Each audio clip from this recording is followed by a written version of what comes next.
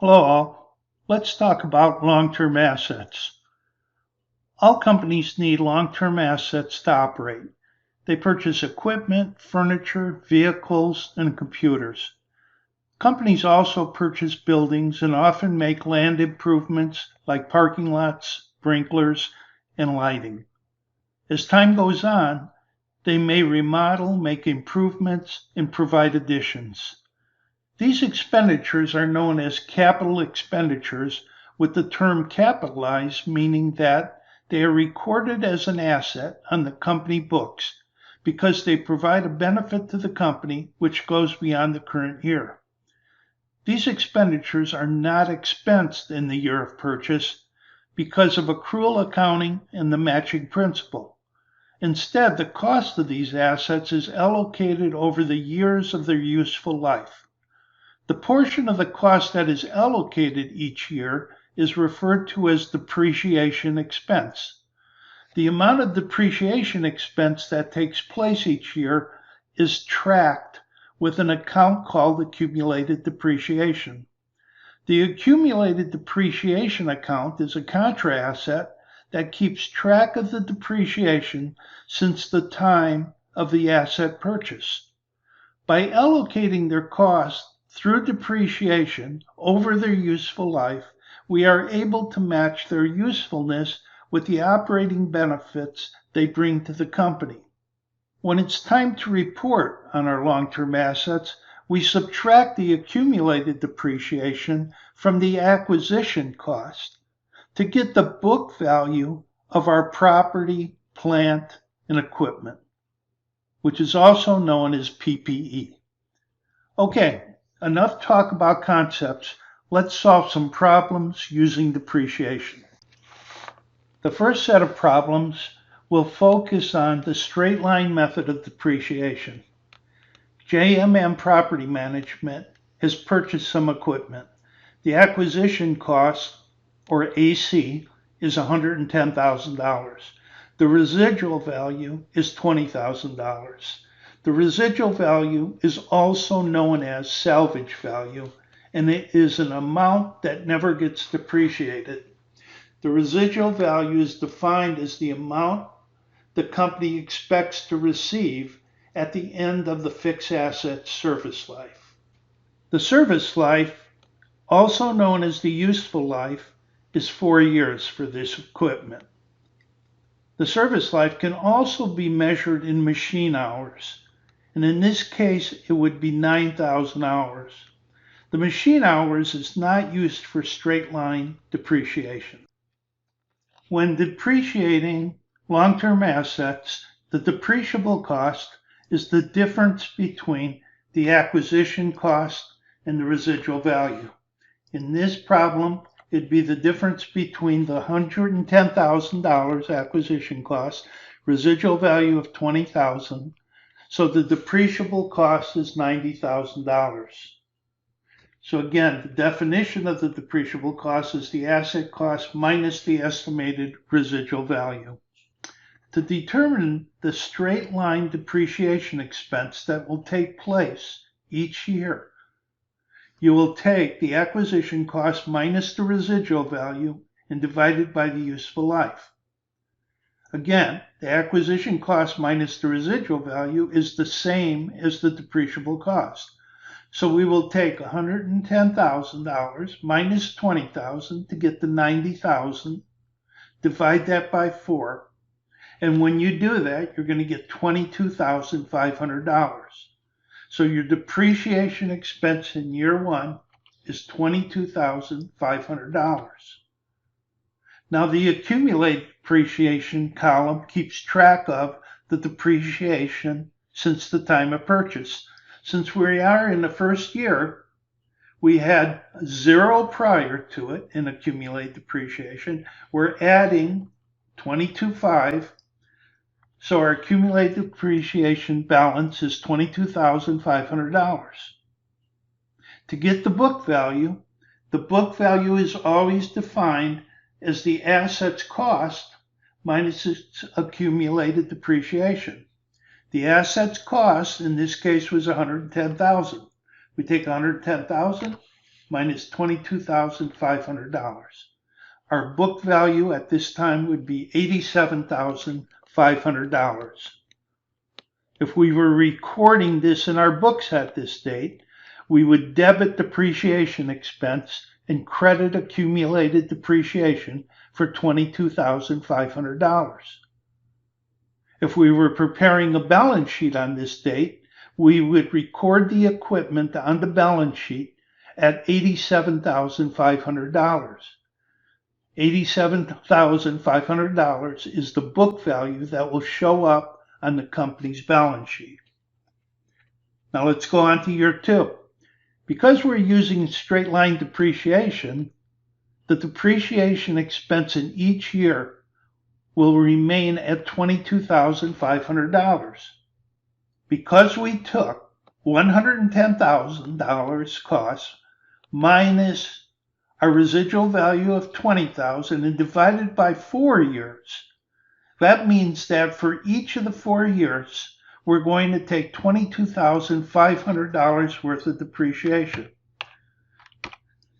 So year 2 records $22,500 in depreciation. Accumulated depreciation, on the other hand, adds the $22,500 to the prior year's $22,500, and we now have a total of $45,000. To determine the accumulated depreciation, we take the current year's depreciation and add it to the prior year's balance in accumulated depreciation. In this case, we're adding $22,500 to $22,500 from year 1 in accumulated depreciation to get a total of $45,000. Now our accumulated depreciation is $45,000. The book value, again, is the acquisition cost of $110,000 minus the accumulated depreciation. So at this point, our book value is going to be $65,000. In year 3, we take another $22,500. To get the accumulated depreciation, we take the $22,500 of depreciation expense and add it to the accumulated depreciation to get a new accumulated balance of $67,500. To get the book value, we take the acquisition cost minus the accumulated depreciation to date, and we get $42,500. For year 4, our depreciation expense is another $22,500. Our accumulated depreciation is the current depreciation of $22,500 plus the prior accumulated depreciation of $67,500 or $90,000. Our book value at the end of 4 years is $20,000, $110,000 minus the $90,000. What we've done here is we've depreciated this asset over 4 years. Each year, the depreciation expense was $22,500. The total depreciation taken over the 4 years is $90,000. So what we have done is we have allocated depreciable costs of this asset over its useful life, and that's our goal. The book value of this asset at the end of its useful life is $20,000, as we indicated in the beginning of the problem. If we were to dispose of this asset at this point in time and receive more than $20,000 for it, we would report a gain on the disposal.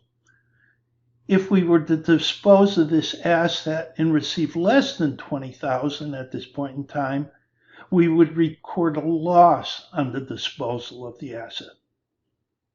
That's it for our straight line depreciation problem. Now pause the video to solve the PNW Foods purchase problem. You have 5 questions. Once you've solved them, click again, and I'll show you how I've solved these problems. Let's see how you did. For depreciable costs, you should have gotten $140,000. Depreciable cost is defined as acquisition cost minus residual value. In this problem, it's the $150,000 minus the $10,000, or $140,000. Depreciation expense in year 2. This company's using straight line depreciation so that the depreciation expense for each year will be identical.